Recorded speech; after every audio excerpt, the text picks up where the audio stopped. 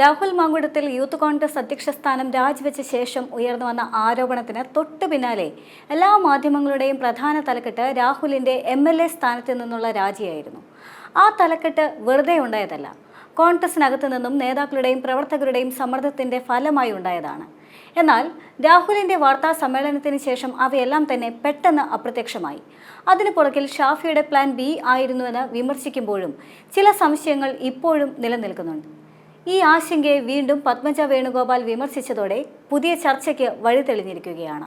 ഇന്നലെ വൈകുന്നേരം 3 മണിവരെ രാഹുലിന്റെ രാജി ആവശ്യപ്പെട്ട നേതാക്കന്മാർ പിന്നീട് നിശബ്ദരായത് ആരുടെ ഫോൺ കോൾ വന്നതിന് ശേഷമാണെന്ന് വ്യക്തമാക്കണമെന്നാണ് BJP നേതാവായ പത്മജ വേണുഗോപാൽ ആവശ്യപ്പെടുന്നത്. എന്തുകൊണ്ടാണ് നിലപാടിൽ നിന്നും നേതാക്കൾ പിന്നോട്ട് പോയത്? ഇപ്പോൾ 6 മാസത്തേക്കുള്ള സസ്പെൻഷൻ മാത്രമാണ്. അതിനുശേഷം എന്താണ് സംഭവിക്കാൻ പോകുന്നതെന്ന് എല്ലാവർക്കും അറിയാം. കൂടിപ്പോയി കഴിഞ്ഞാൽ പാർട്ടി അന്വേഷണ കമ്മീഷനെ കൂടി വയ്ക്കും. പല അന്വേഷണ റിപ്പോർട്ടുകളും KPCC ഓഫീസിലും മാലിന്യ കൂട്ടമായി കിടക്കുന്നുണ്ട്. ഇപ്പോൾ വെളിപ്പെടുത്തൽ നടത്തിയ പെൺകുട്ടി 1.5 വർഷം മുൻപ് VD സതീശനോട് നേരിട്ട് ദുരനുഭവം പറഞ്ഞു എന്ന് അദ്ദേഹം തന്നെ സമ്മതിക്കുന്നുമുണ്ട്.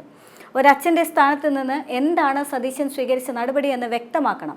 നിയമ നടപടികളുമായി പോയിട്ടുണ്ടോ എന്നും KPCCയിലോ AICCയിലോ ഈ വിഷയങ്ങൾ അറിയിച്ചിട്ടുണ്ടോ എന്നും വ്യക്തമാക്കണം. നടപടിയെടുത്തു എന്ന് പറയുമ്പോൾ അതേ രീതിയിൽ എല്ലാവരും വിഴുങ്ങുമെന്നാണ് വിചാരമെന്നും പത്മജ വേണുഗോപാൽ പറയുന്നുണ്ട്. ഇത്രയും വാർത്തകളും വിവാദങ്ങളും ഉണ്ടായിട്ടും രാഹുൽ അനങ്ങാത്തത് അദ്ദേഹത്തിന്റെ കയ്യിൽ പലതും ഉള്ളതുകൊണ്ടാണ്. അതൊക്കെ പുറത്തു വന്നു കഴിഞ്ഞാൽ പലരുടെയും തല പോകും. സ്വന്തം തടി രക്ഷിക്കാൻ വേണ്ടിയാണ് പല നേതാക്കന്മാരും ഇപ്പോൾ രാഹുലിന് സംരക്ഷണം ഒരുക്കുന്നത്. രാഹുൽ MLA ആയി തുടർന്നു കഴിഞ്ഞാൽ ആ ഓഫീസിലേക്ക് സ്ത്രീകൾ എങ്ങനെ ധൈര്യത്തോടെ കടന്നു ചെല്ലുമെന്നും മാധ്യമങ്ങൾ എത്ര എഴുതിയാലും രാഹുലിന് ഒന്നും സംഭവിക്കില്ല എന്നും അദ്ദേഹത്തെ സംരക്ഷിക്കാൻ ആളുകളുണ്ട് എന്നും പത്മജ പറയുന്നുണ്ട്. രാഹുൽ ഗാന്ധി പറഞ്ഞാൽ പോലും പാലക്കാട് MLA കേൾക്കില്ല. രാഹുലിനെതിരെ പ്രതികരിച്ച ഉമാ തോമസിനെതിരെ സൈബർ ആക്രമണം നടക്കുകയാണ്.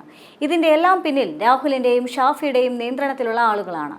രാജിവെക്കാതെ കാര്യങ്ങൾ മുന്നോട്ട് കൊണ്ടുപോയി രാഹുലിനെ വിശുദ്ധനാക്കി കോൺഗ്രസ് പ്രഖ്യാപിക്കും. പരാതി പറഞ്ഞ പെൺകുട്ടികൾ മോശക്കാരാകും.